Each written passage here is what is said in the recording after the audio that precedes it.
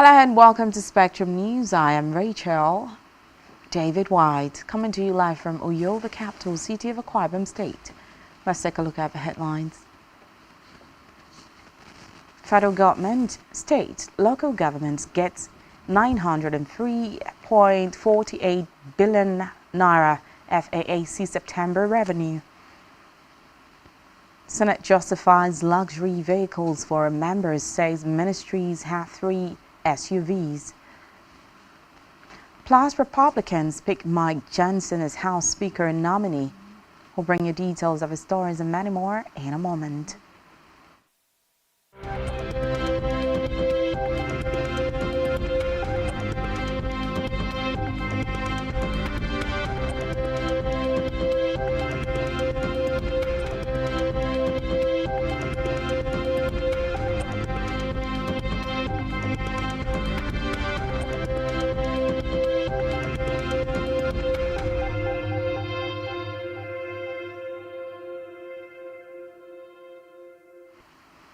We begin the news this afternoon from the national scene, where the Federation Account Allocation Committee FAAC says it shared 903.48 billion naira among the 3 tiers of government for September 2023. FAAC discloses in a communique issued at the end of its latest meeting chaired by the Minister of Finance and Coordinating Minister of the Economy, Wale Edun. In a different statement issued by the Director, Press and Public Relations Officer of the Accountant General of the Federation, Bawa Moa, and the Director, Press and Public Relations of the Ministry of Finance, Stephen Kelebi, the total figure shared for September showed a decrease of 193.62 billion naira compared to 1.1 trillion naira shared in August 2023, noting that it was the first time it decreased since May revenue. According to the statement, about 54.43 billion naira was given to the cost of collection. 347.86 billion naira was allocated to transfers and refunds, while the sum of 289 billion naira was transferred to non-oil revenue savings for the month of September 2023. The statement further disclosed that gross statutory revenue of 1014.95 billion naira was received for the month of September 2023.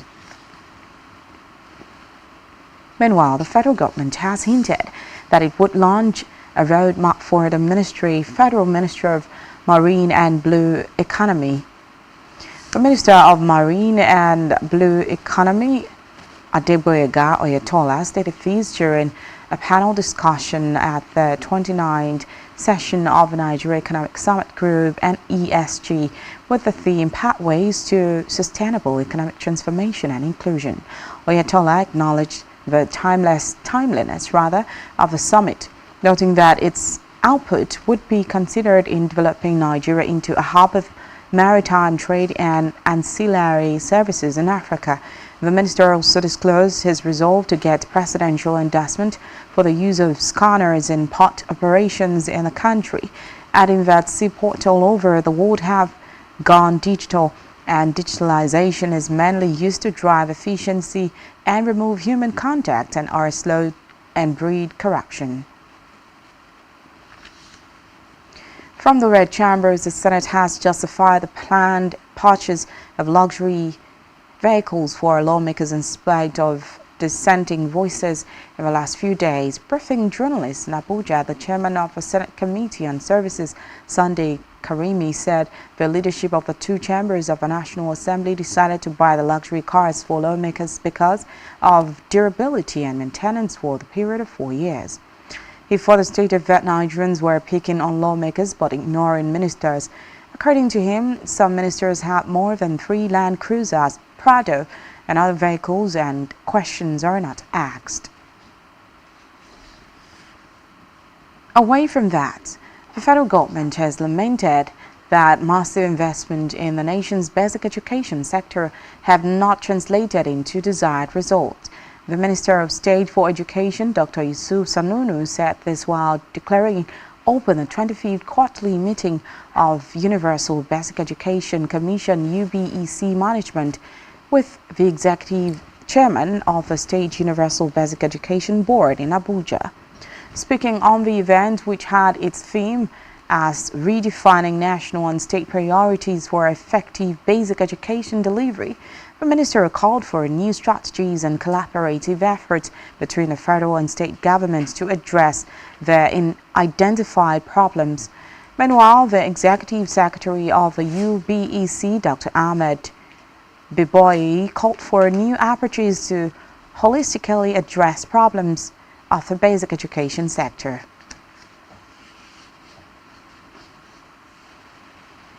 On labor matters, the organized labor has expressed dissatisfaction with slow pace of implementation of a Memorandum of Understanding (MOU) it signed by the federal government to avert its planned nationwide strike.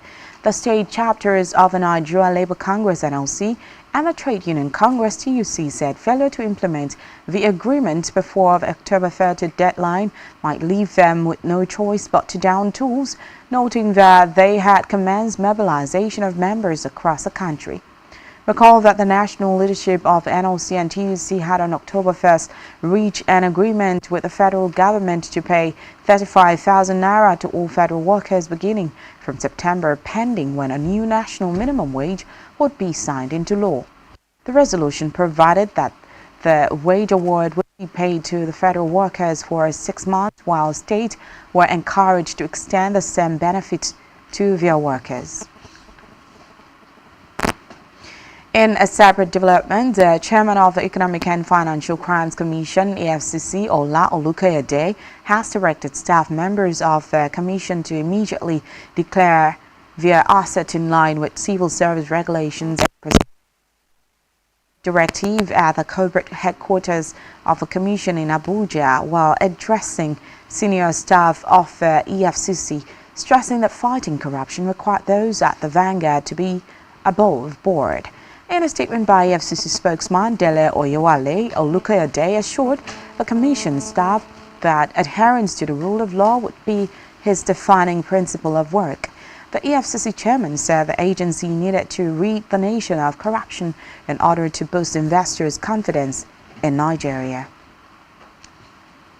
On judicial matters, a Delta State High Court in Warri has fixed January 29 to hear a suit seeking to compel former government account for the 13% oil derivation fund that occurred to Delta State during their respective tenures. Justice V.O. Agboje, who fixed a hearing date, ordered substituted service of court papers on Oduagan, who did not have legal representation in court.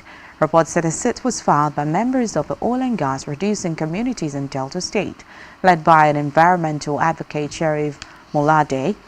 Recall that aggrieved members of the oil and gas producing communities had recently staged a peaceful protest at the headquarters of the Economic and Financial Crimes Commission, Abuja, imploring the anti-graft agency to investigate and recover the allegedly misappropriated funds from Oduagan and Okoa. On weather forecast, the Nigerian Meteorological Agency (NIMET) has predicted dust hairs and cloudiness from today to Friday across the country. NIMET and its weather outlook predicted dust hairs today over the northern region with a visibility range of 2 to 5 kilometers, especially in states like Kano, Katsina, Kaduna, and Jigawa, as well as sunny spells with few patches of clouds over the north central during the morning hours.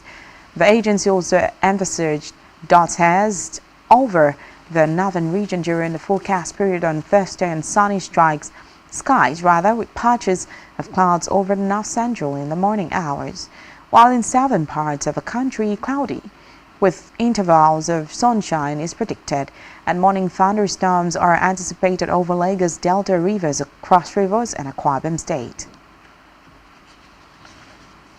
And now to Africa, where King Charles III and Queen Camilla has met with members of UK's Kenyan diaspora during a reception at Buckingham Palace. Reports say the royal couple will also visit the East African nation from October 31st to November 3rd.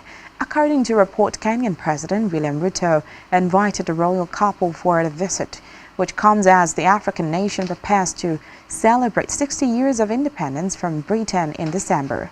The program will reflect the two countries' desires to work together on a range of issues, which include boosting prosperity, tackling climate change, promoting youth opportunity and employment, advance sustainable development, and creating a more sustainable and secure region.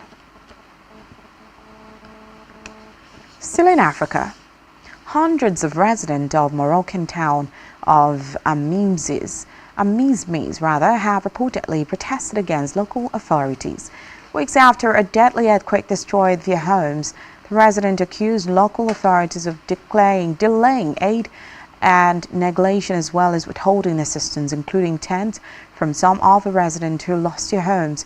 Reports say Amizmiz, located 34 miles, 55 kilometers south of Marrakesh, was one of the hardest hit by the September 8 earthquake. The earthquake was the worst to strike Morocco in more than 60 years, killing nearly 3,000 people and leaving thousands more injured and homeless. On the foreign scene, Republicans have picked Congressman Mike Johnson as their latest nominee for the Speaker of the House of Representatives. The House Republican Conference Chairwoman Elise Stefanik met this announcement after the 3 rounds of voting yesterday. Reports say Johnson is the 4th nominee put forward after 3 others failed to win enough support from colleagues, and the 2nd nominee of the day.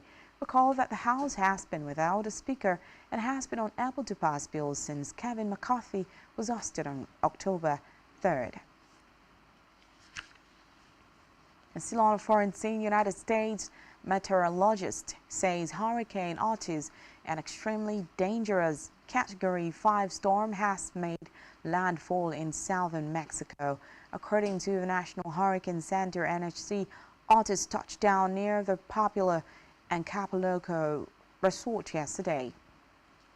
The NHC, while stating that the storm's winds are forecast to reach 165 miles per hour, warned of destructive waves and heavy flooding in coastal areas, including Acapulco. Meanwhile, Mexican President Andres Obrador urged Mexican citizens to move to emergency shelters away from rivers, streams, and ravines.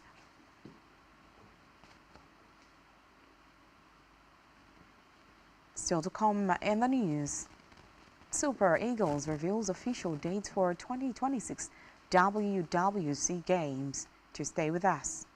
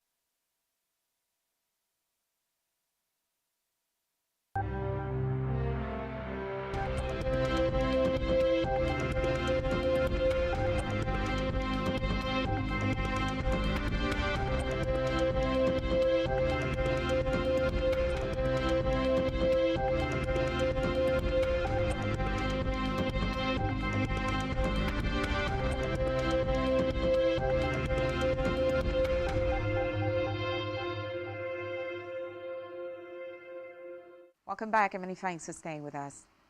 Over now to our business news. On our business news is said, the federal government is set to implement excise duty on telecommunication services to boost its revenue base. It discloses in its newly released 2024 to 2026 medium-term expenditure framework and fiscal strategy paper. According to the new economic framework for 2024 to 2026, part of the strategies the government would implement to improve customs revenue collections includes the full implementation of excise duty on